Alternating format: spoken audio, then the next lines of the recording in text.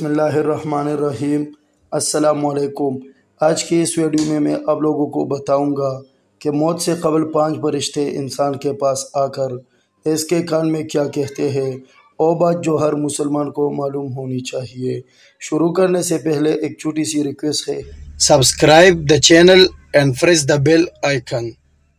سبحان اللہ۔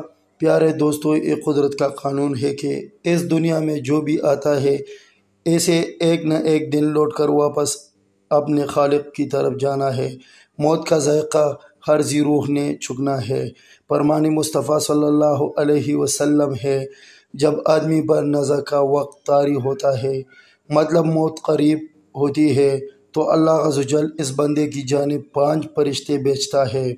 پہلا فرشتہ اس کے پاس اس وقت آتا ہے جب اس کی روح حلقوم تک پہنچتی ہے، یعنی حلق تک آ جاتی ہے۔ وہ فرشتہ اس شخص کو پکار کر کہتا ہے، اے ابن آدم، تیرا طاقتور بدن کہاں گیا؟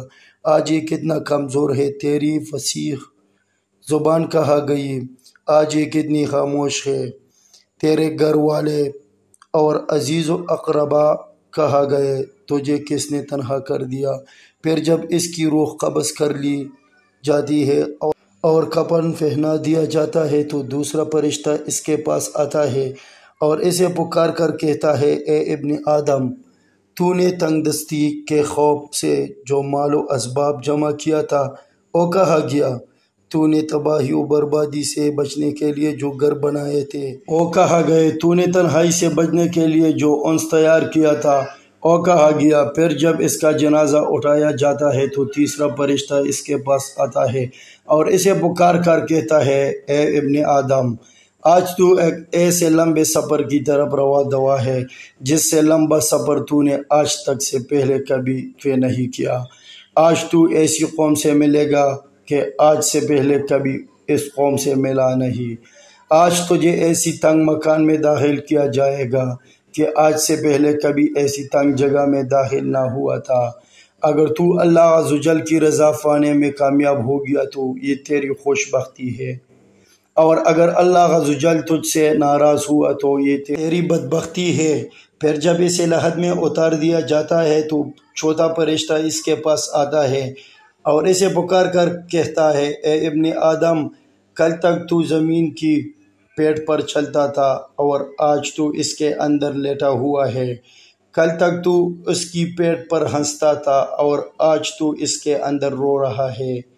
کل تک تو اس کی پیٹ پر گناہ کرتا تھا اور آج تو اس کے اندر نادم و شرمندہ ہے۔ پھر جب اس کی قبر پر مٹی ڈال دی جاتی ہے اور اس کے اہل و عیال، دوست و احباب اسے چھوڑ کر چلے جاتے ہیں تو 5واں فرشتہ اس کے پاس آتا ہے اور اسے پکار کر کہتا ہے، اے ابن آدم، وہ لوگ تجھے دفن کر کے چلے گئے، اگر وہ تیرے پاس ٹھہر بھی جاتے تو تجھے کوئی فائدہ نہ پہنچا سکتے۔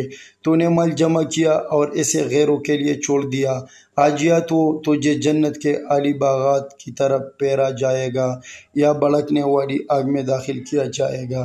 میرے دوستو، یہ زندگی بڑی مختصر ہے، ایک نہ ایک دن ہمیں بھی اسی گھڑی سے گزرنا ہے۔ ہمیں نہیں پتہ کہ کب اور کہاں سے موت آ جائے، اس لیے ہمیں اس وقت کی تیاری کرتے رہنا چاہیے اور اللہ کی عبادت اور نیک اعمال کرتے رہنا چاہیے۔